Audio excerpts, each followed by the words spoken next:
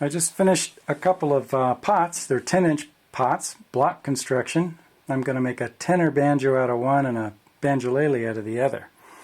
I made them out of the same pieces of wood, same exact specifications, diameters, depths, thicknesses, and the whole works, and found out that they have different tap tones, which has to depend just on the way I have the grain oriented. So I thought I'd show you how I did all this and demonstrate that.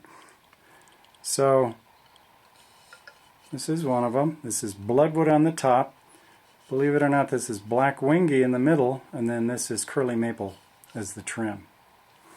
So here's the other, exact same piece of wood. This is also black wingy, but you can see that the curves look totally different, and that's just a function of the way I set the blocks up when I cut them, and I can describe how I did that. And what I'll also demonstrate is how I got the wingy that starts out black and deep ruddy rust color to look like this.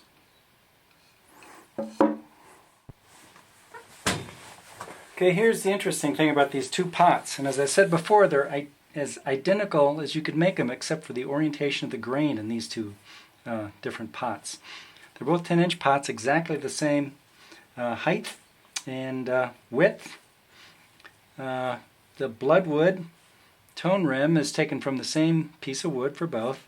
The curly maple base is from the same piece of wood. And believe it or not, the wingy is off just different sides of a 10-inch by 2-inch board, different ends as well. So it's still exactly the same piece of wood, but they have much different ring tones and different sustain. So listen to this one here. Now listen to this one. So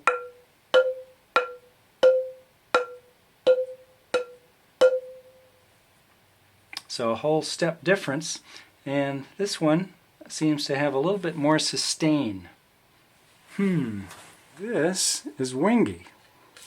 It's regular old black wingy.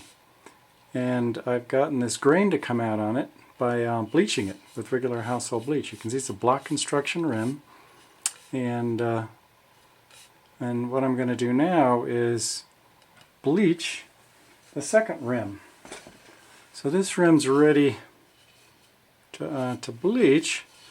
Same configuration. It's bloodwood on the top, curly maple on the bottom that I haven't put any stain on yet, and then this is the wingy. So this is how the wingy starts before you bleach it, and this has a much gentler curve that you can hardly see as compared to this one that has a real exaggerated configuration for the curve.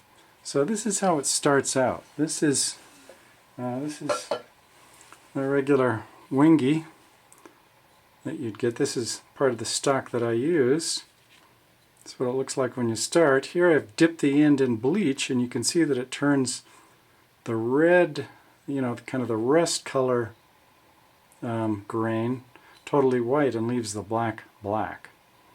And so here's the end piece. You can see that this is it's nearly perfectly quarter sawn, and you get the curve you want by selecting what face of the wood you're going to use to turn out. So the first thing I'm going to do now to start to get this ready for bleaching is I'm going to mask the bloodwood and the curly maple, because I don't want the bleach to soak into those parts. So I'll do that now. Alright, here it is after I've masked it. So I put the artist tape, really good masking tape, over the bloodwood on the top and the curly maple trim on the bottom, both on the inside and the outside, so that I can submerge this whole thing down to about there in bleach, and it'll minimize the extent to which any of the bleach soaks into the other woods. This is definitely going to raise the grain on the wingy, and it'll have to be resanded. Right now the whole thing is sanded to 220. The top, the base, and the main part of the pot, and I'll have to resand it starting at 220. So let's go bleach it. So this is a top of a cake holder. Something I found that's about the right diameter so we don't waste a lot of bleach. I'm just going to pour it in.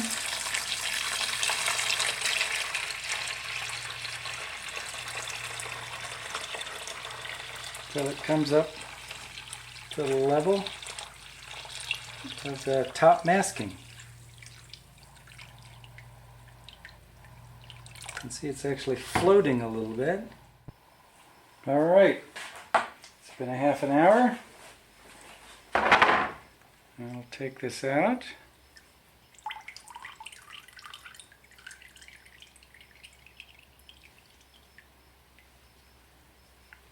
It looks bleached. Great. I'm going to rinse that off with water and a little bit of denatured alcohol.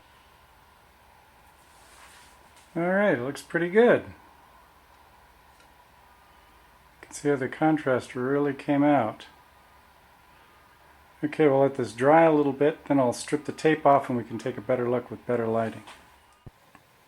So here it is after the bleaching. And I put it back on the sander, started at about 220 and went up all the way to 600. So you can see it really brought the contrast up. There's the inside. So you can now easily see the block construction.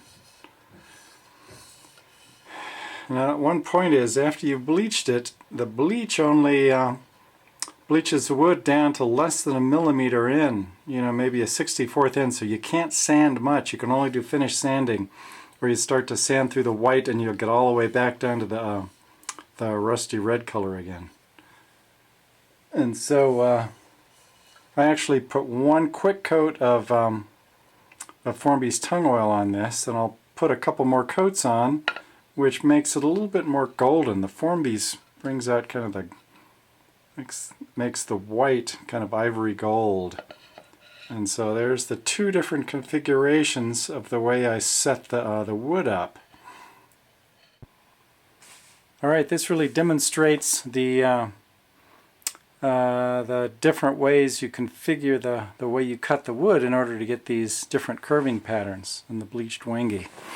So on the left here, if you want a really extreme curve, then you orient the pieces so that you're cutting almost on the face of the grain.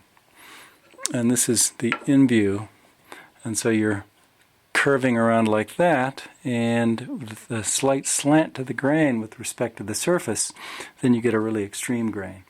Whereas to get a much more gentle curve, like here, you configure it so that the wood is so that the grain is almost 45-degree angle across the face that you're going to cut. And then you cut along that face, and as you curve around this way in the wood, then it's going to bring out a much gentler curve. So a final comment about the wingy: it does, after a while, turn a little bit golden. So this is a knife handle I made for a SOG Damascus blade that I got. I thought the wingy bleached would be a really good complement to the Damascus patterning on the blade. And that's a little black star sapphire that's in there. You can see that by sanding the contours around a little bit, you can bring out some really nice patterns that complement the Damascus aspect. So you can also see that it's after it's probably about a year old, that it's gotten more golden. It started out just stark ivory white, so that's one thing to keep in mind.